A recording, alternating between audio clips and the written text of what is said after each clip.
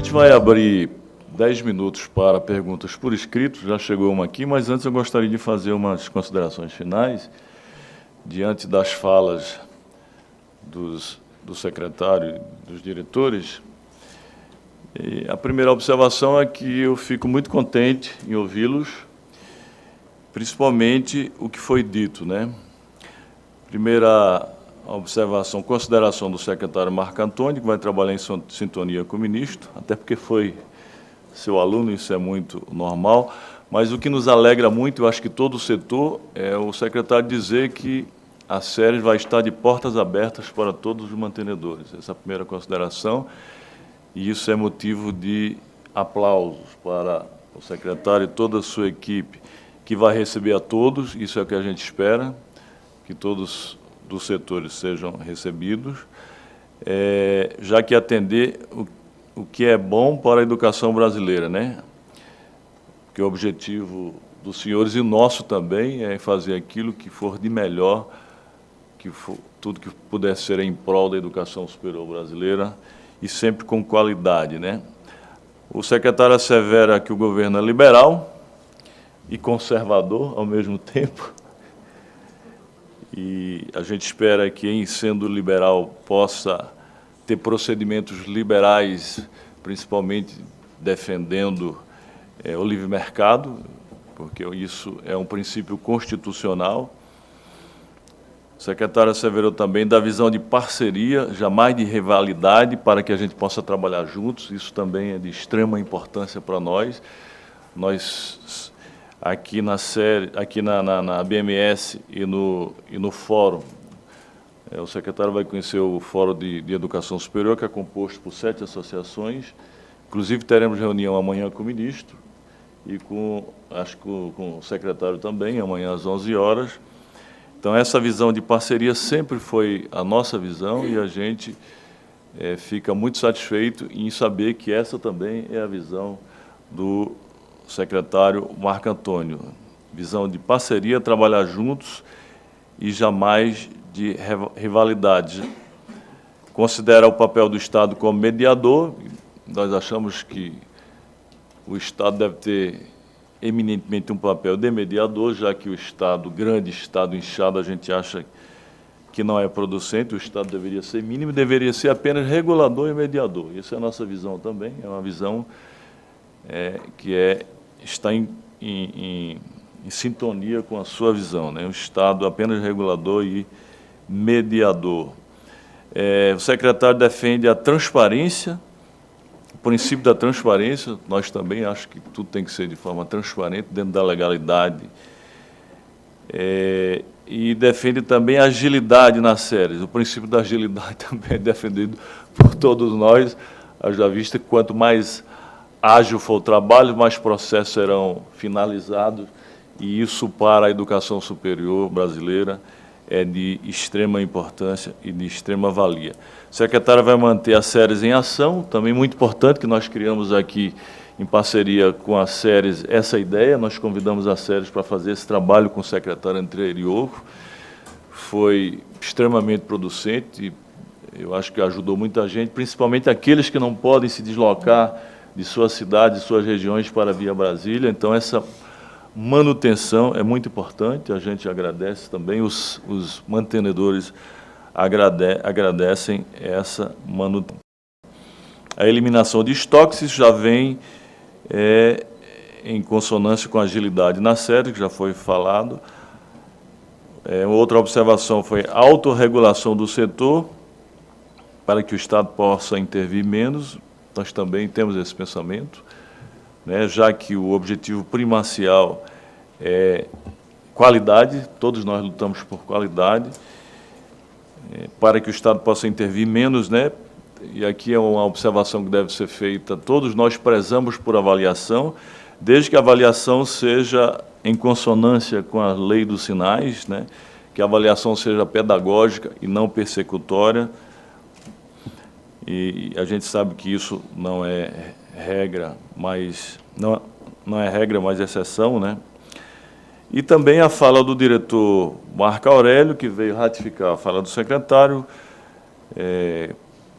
defendendo a agilidade e o compromisso como parte da solução das demandas, das questões, com foco nas soluções e não no problema. E a gente sabe que isso é princípio de empreendedorismo, é foco na solução e nunca foco no problema. Então, o secretário, o diretor já demonstra uma característica do empreendedorismo e a gente sabe que o empreendedorismo pode ser implementado, inclusive, no setor público, né?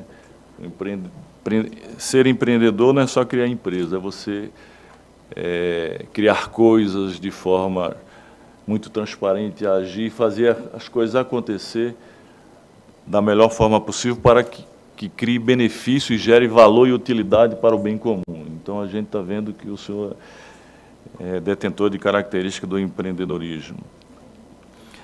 E também fala na transparência, né? Isso é muito louvável.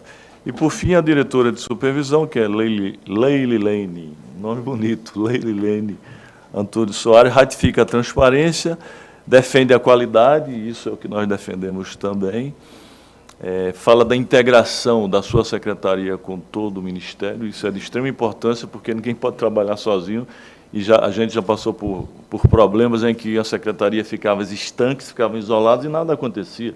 Então, ela tem que ser realmente toda integrada, né?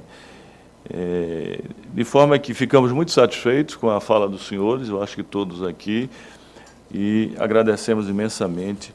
E passamos aqui as primeiras perguntas ao secretário.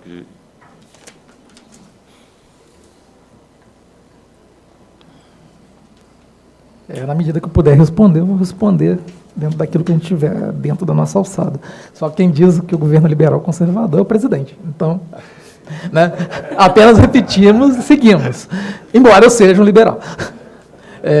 Todo mundo sabe o que é o liberal conservador, né? Então não precisa, né, passar para essa aula de filosofia aqui para a gente. Bom, enfim, tem uma pergunta aqui sobre a questão sendo um governo liberal, né? Foi o Carlos Joel Pereira. Sendo um governo liberal, não seria o projeto, acho que ele quis dizer, né, mais médico, uma intervenção indevida das atividades econômicas, qual a ação do MEC para dar essa difícil anomalia? Enfim, entendo que ele perguntou sobre a questão do mais médico e é realmente uma intervenção, fato. Mas não é do nosso governo. A resposta que eu já começo a dar é: o governo que entrou no dia 1º é liberal conservador. O país não é. O histórico é patrimonialista. Todos queremos o Estado cuidando da vida da gente. Todos que eu digo até o momento, o histórico é esse. Só pegar os livros do ministro, do professor dele, Antônio Paim, e de N outros, para ver que o nosso modelo é o quê? Patrimonialista. Mas médico foi criado no seio dessa ideia. Ele precisa ser revisto? Precisa. Só que a minha parte é isso aqui. É um projeto interministerial e intersecretarias. O que eu posso falar para vocês hoje pensamos sobre esse problema também. É um problema que está na pauta do dia, está sendo conversado, mas não tenho nada para falar sobre ele, além do que vocês já sabem, que é mais do que eu sei. O que eu posso falar é isso. Tem problemas a serem resolvidos. Sanados esses problemas, quanto antes sanados, melhor vai ser para todo mundo. É o que eu posso falar. Mas concordo com a pessoa que colocou, realmente. É uma intervenção que foi criada à luz de um governo que não é o governo atual. Né? Então, esses processos precisam ser modernizados, melhorados? Precisam. Concordo com vocês? Concordo. Só que não é só da minha alçada. Né? Então, é o que eu posso falar sobre isso. Se os diretores quiserem... Deixa eu fazer uma pergunta aqui para a plateia, para a audiência. Alguém tem ideia de quantas vagas no Mais Médicos foram criadas de 2013 para cá? E quantas vagas no sistema de educação tinha para médicos antes do Mais Médicos? Alguém poderia arriscar aí, por favor? Esse número é de conhecimento aí dos senhores e das senhoras? Eu estou até pegando um feedback aí com vocês, porque eu acho que esse é o tipo de dado que pode ser transparente, né? Mas vamos lá, ninguém arrisca? Saiu na imprensa, foram criados 13 mil vagas, depois do criação do Mais Médico? Obrigado, Solon. E antes tinham quantas vagas? Bem, vamos lá. Não, eu acho que foram até para a gente pegar também esse tipo de feedback. Então, em linhas gerais, vou falar em números assim aproximados, ok? Então, antes de 2013, nós tínhamos um total de 19 mil vagas, em torno de 19 mil vagas de medicina no país. Com a criação do Mais Médicos, né, a partir de 2013, aumentou para cerca de 15 mil vagas a mais. Ou seja, você tinha 19 mil vagas, aí agora aumentou para cerca de 15 mil vagas. Então, hoje nós temos uma oferta, só fazer as contas aí. Ok? E hoje o processo está parado. Então, ok, não se abre mais vaga por 5 anos para a poeira baixar e a gente poder, vamos dizer, o Ministério da Saúde, os conselhos de medicina, poderem verificar, né, assim, se é questão de abrir ou não. Isso é uma discussão mais à frente, que a sociedade ela vai ter que ver se ela quer abrir mais vagas, né, ou não. Mas o que é interessante é esse feedback aí dos senhores e das senhoras, porque, para mim, era um dado que era transparente. Então, esse é o tipo de coisa que a gente vai trabalhar para deixar transparentes esses dados. Eu acho que é importante que todos saibam. Alguém tinha ideia disso? Não. Tirando o Solon, 13 mil vagas, ninguém tinha ideia? Tá bom, obrigado, então. Antes de passar para eles, eu tenho uma pergunta muito genérica aqui, que eu acho que cabe a mim. Então, os senhores falaram em agilizar processos. Pretendem revisar critérios? A princípio, dentro do que está lá, não. A princípio. Existem alguns que nós estamos vendo, não vou negar não, tá? Porque foi até ordem do presidente. Rever decretos e rever portarias. Estamos revendo, certo? Alguns critérios vão continuar nesse mesmo processo, outros estão sendo revisados. Quando for acontecer, nos que forem acontecer, não vou negar, vai ser avisado antes. Então, vocês podem ficar tranquilos que não vai ser uma coisa feita para meia dúzia. Vai ser avisado a todos, quando formos ver. Nós temos um problema, já vou deixar também claro, isso é certo, né? Porque está na pergunta. Nós temos um problema hoje gigantesco com EAD. É um dos problemas que nós estamos trabalhando com ele hoje. Vai ter que haver revisão de processo aí. Né? Acho que vocês mesmos concordam conosco. Pelo menos a fala da maioria que foi a nós, individualmente, falaram disso. E nós concordamos com vocês. Alguma coisa aí que precisa ser revista. Então, esses critérios vão ser revistos? Provavelmente. E outros, todos eles vão ser revistos? Não sei. Nós estamos analisando. Como eu falei, nós pegamos a transição no finalzinho, em janeiro nós demos contas das coisas, e agora que nós nos apropriamos. Então, para a gente falar de mudança de processo, a gente precisa se apropriar bem primeiro. Então, a princípio, esse primeiro momento, a gente está pensando como grupo e como ministério. Sim? Que é a própria questão do Mais Médico que a gente falou. Não dá para falar muito além do que foi falado. Foi importante, levou medicina para muita cidade que não tinha. Mas trouxe alguns problemas para o Estado, que vocês conhecem. Melhor do que eu. Então, não podemos... Uma coisa também que é certa. A criança não vai ser jogada junto com a água, não. Tá? A gente vai jogar água fora, trocar, dar um banho com água nova nela. Mas a criança não vai, não. O que for bom, fica.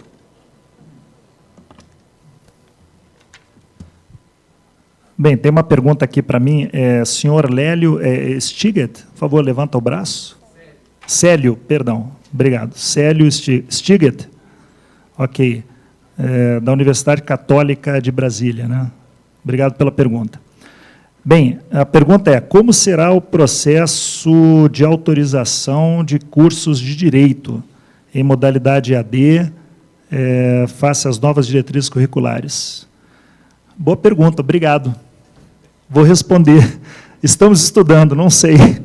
Porque, realmente, conforme o secretário falou, a questão do EAD, bem, os senhores acompanharam, né, uma série de portarias que saíram aí em 2018, final de 2018, que nós estamos estudando com profundidade o assunto e, com certeza, teremos novidades aí para frente. Tá?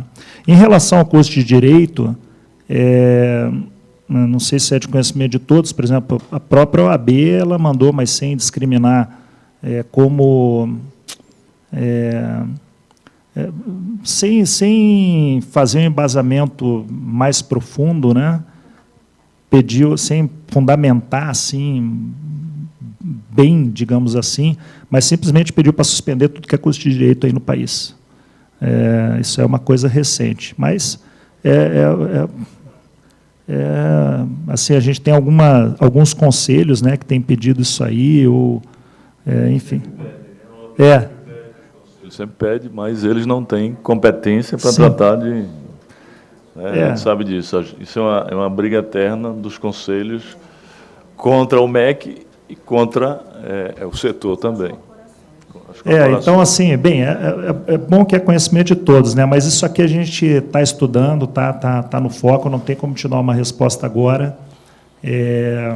Mas, assim, posso falar para o senhor que está na pauta do dia, mais do que o senhor imagina. Tá? Obrigado.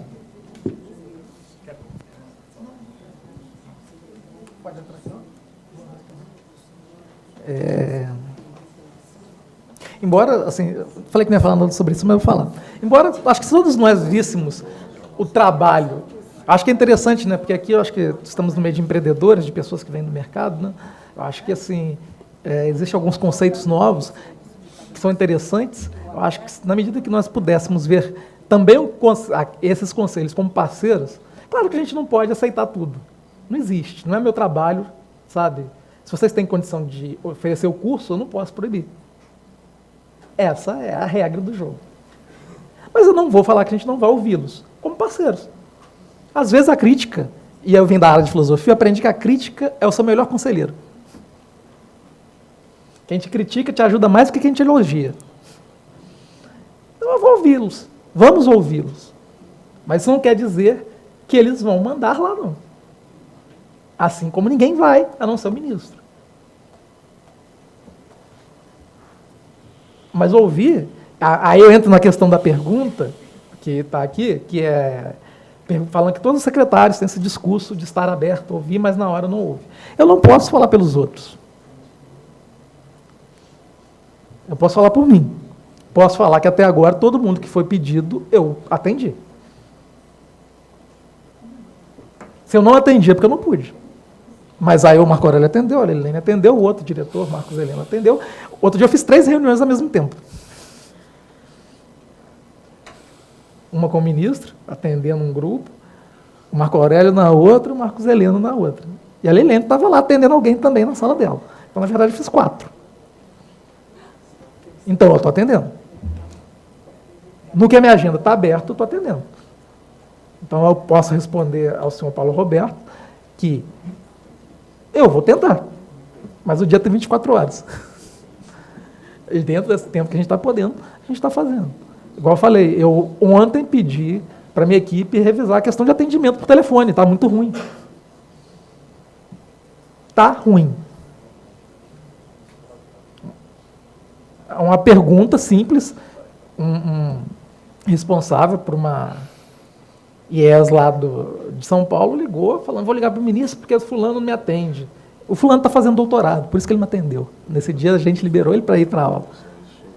Depois eu perguntei para a diretora o que tinha acontecido. Mas o que eu falei? Não é para atender? É para atender.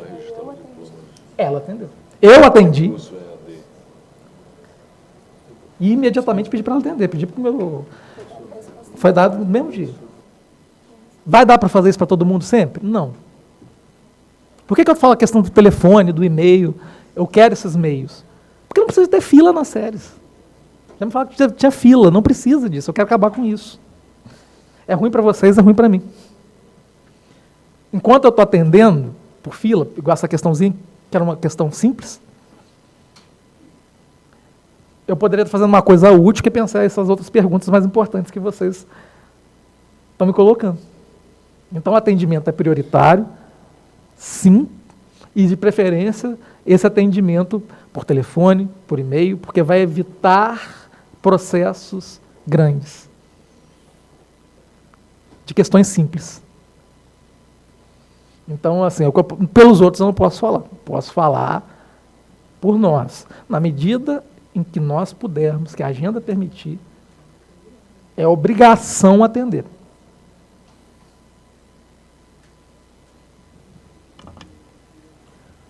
Muito bem, eu queria, antes de encerrar essa primeira parte, dizer de duas preocupações nossas do setor. Eu, na qualidade de presidente do Fórum e da ABMS, não poderia deixar de registrar. Primeiro é que lembrar essa preocupação aos senhores, que os padrões decisórios que estão para sair, viu, diretor e secretário e a diretora Leililene, a gente acha que tem que estar em consonância, em primeiro lugar, com a expansão com qualidade, né? E, em segundo lugar, tem que estar em consonância com a lei, né, com o Plano Nacional de Educação. Porque esses futuros institutos normativos, que eu acho que